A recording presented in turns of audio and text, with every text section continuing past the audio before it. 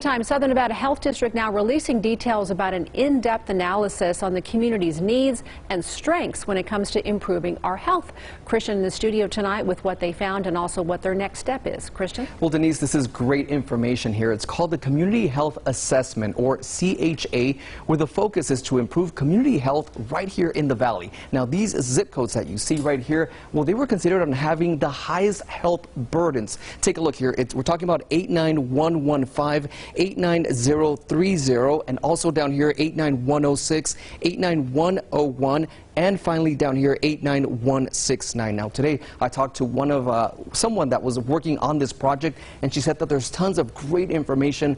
She was also talking about, when they mentioned the community strengths and assessment, they also talked a lot about the areas of technology and legislation. But she also mentioned that when they started looking into the public health system, the #1 issue that the folks in the community brought up was mental health. They say that there's a lack of service in the community, information available to the public. Again, tons of information that was all gathered together within a year. Now, health officials focused on people experiencing homelessness, the LGBT community, parents of young children, the older population, Spanish-speaking people, and finally the African American community. Remember, this helps county health officials get an overall view of the health needs currently in the community.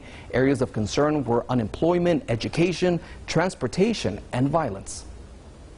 The participants were really talking about how availability to care is not the same as accessibility. So this really goes into the cost versus access, and individuals in these groups really talked about how there's low quality healthcare in addition to mistrust. These participants in all of these groups really acknowledge that there are services and programs that exist within the community, but without that access to reliable transportation. Well, this is an annual report that started back in 2016. Now, this year's report is designed to help communities right here in Southern Nevada improve their public health status over the next 5 years. Now, you may be asking, what comes next? Well, the hope is to start working on an improvement plan, which will be happening in October. You can read the full report on our website right now, 8newsnow.com. Christian Caceres, 8 News Now.